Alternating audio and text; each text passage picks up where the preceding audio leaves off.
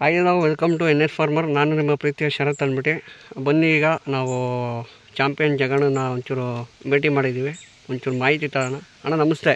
ನಮಸ್ತೆ ಅಣ್ಣ, ನೀವು ನಾನು ಕೇಳಿದ್ಬಿಟ್ಟು ಸುಮಾರು ಕಡೆ ಕೇಳಿದೆ, ರಾಮನಗರ ಸುತ್ತ ಜಗಣ್ಣನೇ ಕೋಡ್ ಮಾಡೋದು ಅಂತ ಹೇಳಿದ್ರಣ್ಣ. ನೀವು ಕೋಡ್ ಮಾಡ್ಬೇಕಾದ್ರೆ ಹೆಂಗೆ ಮಾಡ್ತೀರಣ್ಣ? ಒಂಚೂರು ಅದ್ರ ಬಗ್ಗೆ ಮಾಹಿತಿ ಕೊಡ್ತೀರಾ? ಕೋಡ್ ಮಾಡಬೇಕಾದ್ರೆ ಮಾಮೂಲಿ ಈಗ ಎಲ್ಲ ಕಮ್ಮನಗಡ್ಡೆ ಕೂದಲು ಎಲ್ಲ ರಾಮ ಎಲ್ಲ ಕಟ್ ಮಾಡಿ ನೀಟಾಗಿ ಕಣ್ಣು ಕಿವಿ ಕೂದಲು ಎಲ್ಲ ಕಟ್ ಮಾಡಿ ಆಮೇಲೆ ಕೂದಲು ತೊಗೊಂಡೆಲ್ಲ ಹೊರಿತೀವಿ. ಮೆದುವಾಗ ಗಂಟ ಹೊರದಿ ಎಲ್ಲ ಗಾಜಾಡ್ಕೊಂಡು ಈ ಮುಂದ್ಗಡೆ ಬಗ್ಗಿರೋವೆಲ್ಲ ಸ್ಪಾನರ್ ಇದೆ, ರಿಂಗ್ ಸ್ಪಾನರು, ಅದರಲ್ಲೆಲ್ಲ ಬೆಂಡ್ ತೊಗೊತೀವಿ.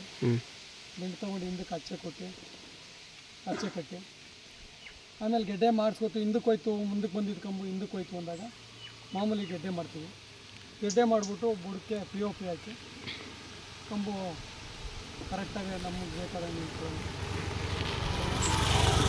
ಅಣ್ಣ, ಇದು ಇವಾಗ ಸ್ಪಾನರಲ್ಲಿ ಮುರಿಯೋದಕ್ಕೂ ಆಗಿಂಗ ಇವಾಗ ಹಿಂದಿನ ದಿನಗಳೆಲ್ಲ ಬರೀ ದೆಬ್ಬೆಲ್ಲಿ ಮುಡಿತಿರು. ಇವಾಗ ಸ್ಪಾನರ್ ಬಂದಿದೆ. ಸ್ಪಾನರ್ ರಿಂಚಲ್ಲಿ ಮುಡಿತಾರ ಮಾಮೂಲಿ ಓಪನ್ ಸ್ಪಾನರ? ಅಣ್ಣ, ನಾವು ಅದು ಬೆಂಡ್ ತೆಗಿಯೋಕ್ಕೆ ಅಂತಲೇ ರಿಂಗ್ ಮಾಡಿಸ್ಕೊಂಡಿದ್ದೀವಿ. ಬೆಂಡ್ ತೆಗಿಯೋಕ್ಕೆ ಅಂತಾನೆ ರಿಂಗ್ ಮಾಡಿಸ್ಕೊಂಡಿದ್ದೀವಿ.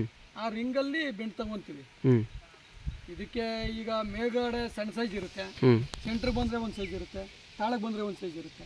ಸೈಜ್ ವೇರಿಯೇಷನ್ ಐತೆ. ಸೈಜ್ ಪ್ರಕಾರವಾಗಿ 3 ರಿಂಗ್ ಮಾಡಿಸಿದ್ವಿ. ಆ ರಿಂಗಲ್ಲಿ ಬೆಂಡ್ ತಗೊತೀವಿ. ಮೆದುವಾಗಿ ಎಲ್ಲ ಮೆತ್ತಗೆ ಗೀಜೆಲ್ಲ ಹೊರದಿ ಎಲ್ಲ ಮೆದುವಾದ್ಮೇಲೆ ಆ ಸೈಜ್ ಪ್ರಕಾರವಾಗಿ ಇದು ಮಾಡ್ಕೊತೀವಿ. ಅದು ಮಾಡ್ಕೊಂಡಾದ್ಮೇಲೆ ಒಂದು ಬಿದ್ರದ್ದು ಅಚ್ಚೆ ತೊಗೊತೀವಿ, ದಬ್ಬೆ ಮಾಡಿಕೊಂಡು ಎಲ್ಲ ಟೈನ್ ದಾರದಲ್ಲಿ ಟೈಟ್ ಮಾಡಿಕೊಂಡು ಹಿಂದುಗಡೆಗೆ ಇದನ್ನ ಪೀಸ್ ಕೊಟ್ಕೊಂಡು ದಾರ ಹಾಕ್ತೀವಿ. ಒಂದು 3 ಕಡೆ 4 ಕಡೆ ದಾರ ಹಾಕ್ತೀವಿ. ಕಂಬು ಹಂಗೆ ಮಾಡಿದ್ಮೇಲೆ ಏನಾರ ಹಿಂದಕ್ಕೆ ಕಂಡು ಅಂದರೆ ಮತ್ತೆ ಗೆಡ್ಡೆ ಮಾಡ್ತೀವಿ. ಮತ್ತೆ ಅಣ್ಣ, ಇವಾಗ ಸುಮಾರು ಜನ ಬಗ್ಗಿರ್ತವೆ, ಹಿಂದಕ್ಕೆ ದಬ್ಬೆ ಹಾಕಿದ್ಮೇಲೆ ಮಾಪ್ ಕಂಬ ಥರ ಕಾಣ್ತವೆ. ಹಿಂಗೆ ಹಿಂದಕ್ಕೆ ಕಾಣ್ತವೆ. ಹಿಂದಕ್ಕೆ ಕಂಡಾಗ ಏನು ಮಾಡಬೇಕು? ಗೆಡ್ಡೆ ಮಾಡಬೇಕು. ಅದನ್ನು ತಿರ್ಗಾ ಮತ್ತೆ ಗೆಡ್ಡೆ ಮಾಡ್ಕೊತಾರೆ. ಅಣ್ಣ, ಇವಾಗ ಸುಮಾರು ಜನ ಹೇಳ್ತಾರೆ, ಇವಾಗ ಕೋಡ್ ಎಲ್ಲ ಒಂದ್ಸತಿ ಮುರಿದ್ರೆ ಸಾಕು, ಸಲ ಮಾಡಿದ್ರೆ ಕಾಲು ಅಮ್ಕೋದು ಮತ್ತೆ ಬಾಯಿ ಬಿಡೋದು, ಹಲ್ ಬಿಡೋದು, ತುಟಿ ಬಿಡೋದು ಎಲ್ಲ ಮಾಡ್ತಾವ ಅಂತ. ಅದಕ್ಕೂ ಸಂಬಂಧ ಇಲ್ಲ ಅಣ್ಣ. ಯಾವುದೇ ದನ ಆದ್ರೂ ಒಂದು ಸತಿಗೆ ರೆಡಿ ಆಗಲ್ಲ. ರೇರು ಎಲ್ಲ 100% 5 ಬೆಳೆ ಒಂದೇ ಸಮಯ 100% ಒಂದೇ ಸತಿ ಮಾಡಿಸ್ಕೊಂಡಿರೋವು 100% ಇದ್ದವೆಲ್ಲ 2-3 ಸತಿ ಮಾಡಲೇಬೇಕು. ಯಾಕೆಂದ್ರೆ ಬೆಳಿತಾ ಹೆಂಗಿರ್ತದೆ ಅಂತ ಹೇಳೋಕ್ಕಾಗಲ್ಲ. ಈಗ ಕೆಲವು ಬೆಳಿತಾ ಹಿಂದಕ್ಕೆ ಹೋಗೋಗಿರುತ್ತೆ, ಕೆಲವು ಈಗ ನಾವು ಕರೆಕ್ಟಾಗೇ ಗೆಡ್ಡೆ ಮಾಡಿರ್ತೀವಿ, ಮುಂದಕ್ಕೆ ಬರ್ತವೆ, ಮಧ್ಯ ತಕ್ಕ ಬರ್ತವೆ, ಮುಂದಕ್ಕೆ ಬರ್ತವೆ. ಅವಕ್ಕೆ ಮತ್ತೆ ರಿಂಗ್ ಹಾಕಿ ಅಚ್ಚೆ ಕೊಟ್ಕೊಂಡು ರೆಡಿ ಮಾಡಲೇಬೇಕಾಗ್ತದೆ. ಆ ರೀತಿ ಮಾಡ್ಕೊಂಡಾಗ ಲಕ್ಷಣ ಕಾಣ್ತವೆ. ಅಣ್ಣ, ಇವಾಗ ನೀವು ಹೇಳಿದ್ರೆ 3 ರಿಂಗ್ ಮಾಡಿಸಿದ್ರ ಅಂತ. ಇವಾಗ ಇದು ಬಂದ್ಬಿಟ್ಟು ನನ್ನ ಪ್ರಕಾರ ಮೀಡಿಯಮ್ ಸೈಜು, ಇನ್ನೊಂದಕ್ಕೆ ದಪ್ಪ ಸೈಜ್ ಇರ್ತದೆ, ಅದಕ್ಕಿಂತ ಒಂಚೂರು ಸೈಜ್ ಜಾಸ್ತಿ ಇರ್ತದೆ. ಅವಕ್ಕೆಲ್ಲ ಹೆಂಗೆ ಮಾಡ್ತೀರಾ ನೀವು? ಇದರಲ್ಲ ಹೇಳಿದ್ನಲ್ಲ ನಾನು, ಮೇಗಡೆನೇ ಒಂದು ಸೈಜ್ ಇರುತ್ತೆ, ಸೆಂಟ್ರಲ್ಲೇ ಒಂದು ಸೈಜ್ ಇರುತ್ತೆ, ತಾಳೆ ಒಂದು ಸೈಜ್ ಇರುತ್ತೆ ಅಂತ. ಅದು ದಪ್ಕೊಂಬದಕ್ಕೆ ಈಗ ತಾಳೆ ಸೈಜಾಗಿ ಹಾಕೊಂಡು ಮುರಿಬೇಕಾದ್ರೆ ಗೊತ್ತಾಯ್ತು ಅಣ್ಣ. ಇವಾಗ ನೀವು ಹೇಳಿ ತರ್ತಾಯಿತ್ತು. ಇವಾಗ ನಿಮ್ಮ ಬೆಳೆ ನೋಡಿ, 5 ಬೆಳೆ ಒಂದೇ ಸಮ ಇಲ್ಲ. ಇವಾಗ ನನ್ನ ಬೆಳೆಗೂ ಮತ್ತು ನಿಮ್ಮ ಬೆಳೆಗೂ ಭಾರಿ ವ್ಯತ್ಯಾಸ ಐತೆ. ಅದೇ ಥರ ದಣಿಕೊಡಿರ್ತಾವಲ್ವಾ, ಅವಾಗ ನೀವು ಹೆಂಗೆ ಮಾಡ್ತೀರಾ ಅಂತ ನಾನು ಕೇಳಿತ್ತು. ಅವಕ್ಕಾಗದೆ ಹಾಕೊಂಡು ಮಾಡಬೇಕು. ಅದಕ್ಕಾಗದೆ ಸೈಜಿಂದೇ ಬೇರೆ ಇರ್ತದಲ್ಲ, ಅದೇ ಸೈಜಿಂದ ಹಾಕೊಂಡು ಮಾಡಬೇಕು. ಇವಾಗ ಆ ಸೈಜ್ ಸ್ಪಾನರ್ ಇಲ್ಲ ಅಂದ್ರೆ ಬೇರೆ ಇಸ್ಕೊಬತ್ತೀರಾ, ಇಲ್ಲ ನೀವೇ ಮಾಡ್ತೀರಾ? ಇಲ್ಲ ಐತೆ, ಇಟ್ಕೊಂಡಿದ್ದೀರಾ. ಎಲ್ಲಾ ದನಿಗಾಗುವಷ್ಟು ಮೇಯ್ನ್ ಯೂಸ್ ಆಗೋದು ಮಾತ್ರ ಸ್ಪಾಟಲ್ಲಿ ಇಟ್ಕೊಂಡಿರ್ತೀರಾ. ಸ್ಪಾಟರಿಗೆ ಅಣ್ಣ, ಇದು ಗಾಜು ಹಾಕ್ಬೇಕಾದ್ರೆ ನೀರು ಹಾಕ್ತಾರ ಸರಿನಾ? ಅದು ನೀರು ಹಾಕೊಂಡೆ ಗಾಜು ಆಡಬೇಕು. ಹಂಗೆ ಹಾಕಿದ್ರೆ ಅಣ್ಣ? ಹಂಗೆ ಹಾಕಿದ್ರೆ ಗಾಜು ಜಲ್ದಿ ಇದಾಗೋಗುತ್ತೆ.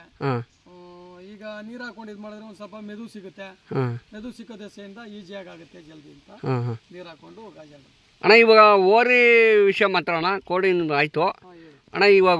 ಇವಾಗ ಗಂಧೊಟ್ಟು ಜಾಸ್ತಿ ಇದ್ರೆ ಬೀಜಕ್ಕೆ ಬರಲ್ವಾ ಅಣ್ಣ? ಓರಿ ಗಂಧಟ್ ಜಾಸ್ತಿ ಇದ್ರೆ ಯಾರು ಅಷ್ಟಾಗಿ ಕಾಂಕ್ಷೆ ಬೀಳಲ್ಲ. ಗಂಧಟ್ಟು ಜಾಸ್ತಿ ಇದೆ, ಇದು ಕುತ್ತಿಗೆ ತುಂಡ ಅಂತ ಎಲ್ಲ ಕೇಳ್ತಾರೆ. ಹಂಗಾಗಿ ಗಂಧಟ್ ಕಮ್ಮಿ ಇರಬೇಕು, ಕೊಳ್ಳು ಒಂದು ಸ್ವಲ್ಪ ಉದ್ದಾಗಿರ್ಬೇಕು, ಲೆಂತಾಗಿ ತಗೊಂಡಿರ್ಬೇಕು, ಮುಸುಡಿ ಉದ್ದಾಗಿ ತಗೊಂಡಿರ್ಬೇಕು. ಈ ಥರ ಎಲ್ಲ ಕೇಳ್ತಾರೆ. ದನ ಬಿಡಿಸೋರು ಸುಮ್ಮನೆ ಬಿಡಿಸ್ಬಿಡಲ್ಲ. ಈ ಥರ ಎಲ್ಲ ಇದ್ರೆ ಒಳ್ಳೇದು ಹುಟ್ಟುತ್ತೆ. ನಮ್ಮನೇಲಿ ಒಂಥರ ಒಳ್ಳೇದು ಹುಟ್ಟಿದ್ರೆ ನಮಗೂ ಖುಷಿ ಅಲ್ವಾ? ಇಲ್ಲ, ಜಗಣ್ಣನ ಕಡೆ ಓರಿ ಬಿಡಿಸ್ಕೊಂಬಂದ್ವಪ್ಪ ಚೆನ್ನಾಗೈತೆ ಅಂತ. ಅಣ್ಣ, ಈಗ ನೀವು ಹೇಳಿದ್ರಿ ಎದೆ ಚಕ್ರ, ಅಲ್ಲಿ ಒಂದು ಸುಳಿ ಬರುತ್ತಲ್ಲ, ಯಾವ್ದು ಅಣ್ಣ ಅದು? ಇಲ್ಲಿ ಬಂದ್ರೆ ಗುಂಡಿಗೆ ಸುಳಿ ಬರುತ್ತೆ, ಈ ನರದಿಂದ ಮೇಲಕ್ಕೆ ಬಂದ್ರೆ ಕಾಡು ಸುಳಿ ಬರುತ್ತೆ. ಅಲ್ಲ ಅಣ್ಣ, ಈ ಇನ್ನೊಂಚೂರು ಕೆಳಗಡೆ ಕೈಯಕ್ಕೆ, ಇನ್ನೊಂಚೂರು ಮಧ್ಯಕ್ಕೆ ಸೆಂಟ್ರು ಕೆಳಗಡೆ ಅದೇ ಅಣ್ಣ.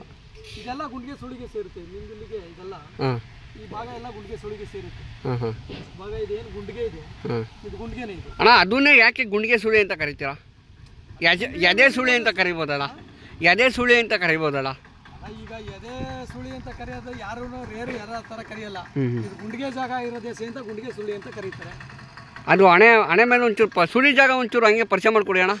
ಎದೆಯಲ್ಲಿ ಏನು ಮಾಡಿಕೊಟ್ರೆ ಈಗ ತಾಯಿ ಹೊಟ್ಟೆಯಿಂದ ಕರು ಹುಟ್ಟುತ್ತಲ್ಲ, ಹಾಂ ಹಾಂ ಕರು ಹುಟ್ಟಿದಾಗ 3 ಸುಳಿ ಇರಬೇಕು. ಹಾಂ ಇದು ತಾಯಿ ಸುಳಿ, ಯಾವ್ದಣ್ಣ? ಹಣೆಮೇಗ್ಲು ಸುಳಿ. ಹಣೆ ಮಗಳ ಸುಳಿ, ಇದು ತಾಯಿ ಸುಳಿ. ಹಾಂ ಹಾಂ ಮತ್ತೆ ಬಂದು ಇಲ್ಲಿ ಕಳಂಗುಳಿ ಸುಳಿ. ಇದು ಯಾವ್ದಣ್ಣ? ಅದು ಇದು ಕಳಂಗುಳಿ ಸುಳಿ. ಹ್ಞೂ ಹ್ಞೂ ಇದೊಂದು. ಮತ್ತೆ ಬೆನ್ನು ಮೇಗ್ಲು ಸುಳಿ ಬಂದು ನೋಡಿ ಇಲ್ಲಿ ಹಾಂ ಹಾಂ ಇರಳಿಂದ ಹಿಂಭಾಗ ಒಂದು ಅರ್ಧ ಅಡಿ ಬಿಟ್ಟು ಹಿಂದಕ್ಕಿರೋದೇ ತಾಯಿ ಸುಳಿ. ಹಾಂ ಹಾಂ ಮತ್ತೆ ನೋಡಿ 3 ಸುಳಿ ಇರೋ ಮಾತ್ರ ತಗೋಬೇಕು. ಓರಿಗೆ ಬಿತ್ತನೆ ಓರಿಗೆ ಅಂದರೆ 3 ಸುಳಿ ಮಾತ್ರ ಇರಬೇಕು ತಾಯಿ ಸುಳಿ. ಮಾಮೂಲಿ ಕೆಲಸ ಮಾಡೋವರಿಗೆ, ಕೆಲಸ ಮಾಡೋವರಿಗೆ ಅಂದರೆ ಒಂಚೂರು ಆಜು ಬೀಜು ಇದ್ರೂ ನಡೀತದೆ. ಯಾಕೆಂದರೆ ಇದು ಕರು ಬೀಳೋದ್ರ ದೆಸೆಯಿಂದ, ಇದು ಕ್ರಾಸಿಂಗ್ ಮಾಡಿಸೋ ದೆಸೆಯಿಂದ ಈ ಥರ ಈ 3 ಸುಳಿ ಇರಬೇಕು, ಬೇರೆ ಸುಳಿ ಏನು ಇರಬಾರ್ದು. ಅಣ್ಣ ಗೋಪುರ ಹೆಂಗಿರ್ಬೇಕಣ್ಣ? ಗೋಪುರಾಣ ಅತಿ ಎತ್ತರ ಬಂದು, ಅತಿ ಎತ್ತರ ಬಂದರೆ ಆ ಕಡೆ ಈ ಕಡೆ ವಾಲಬಾರ್ದು. ಈಗ ಎಡಗಡೆ ವಾಲಿದ್ರೆ ಗೋಪುರನು ತಪ್ಪು ಮಾಡ್ತಾರೆ. ಹೌದು ಅಣ್ಣ. ಬಲಗಡೆ ವಾಲ್ಬೋದು. ಹ್ಞೂ ಬಲಗಡೆ ಆದ್ರೂ ಯಾವ ಕಡೆಗೂ ವಾಲ್ಬಾರ್ದು. ಅಂದರೆ ಗೋಪುರ ಅಳತೆಯಾಗಿರ್ಬೇಕು, ನಿಲ್ಜಾಗವಾಗಿ ಅಗಲ ತಗೊಂಡಿರ್ಬೇಕು ಗೋಪುರ. ಗೋಡಿ ಬರಬಾರ್ದು. ಗೋಡಿ ಬಂದಾಗ ಏನು ಮಾಡುತ್ತೆ ಅಂದರೆ ಆ ಕಡೆ ಈ ಕಡೆ ಹೊಳ್ಕೊಳ್ಳುತ್ತೆ. ಅದೇ ಸೇಯಿಂದ ಭುಜ ಒಂದು ಮಟ್ಟವಾಗಿದ್ದರೆ. ಅಣ್ಣ ನಿಮ್ಮ ಕಾಂಟ್ಯಾಕ್ಟ್ ನಂಬರ್ ಹೇಳಿ ಅಣ್ಣ. ನಮ್ಮ ಕಾಂಟ್ಯಾಕ್ಟ್ ನಂಬರು 97 97 4004 4004 9816 9816. ಯಾಕೆ ಗೊತ್ತಣ್ಣ ಕಾಂಟ್ಯಾಕ್ಟ್ ನಂಬರ್ ಇಸ್ಕೊಂಡು? ಯಾಕಂದರೆ ಒಳ್ಳೊಳ್ಳೆ ಮಾಹಿತಿ ಕೊಡ್ತೀರಾ.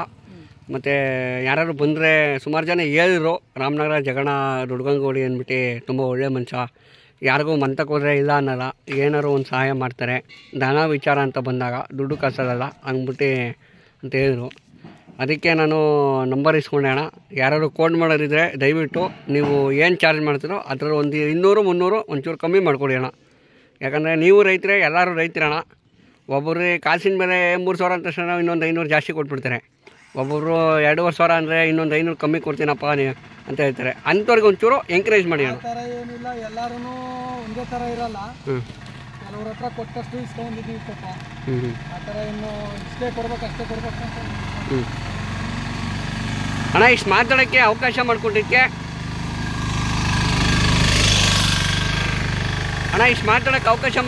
ಧನ್ಯವಾದಗಳು ಅಣ್ಣ.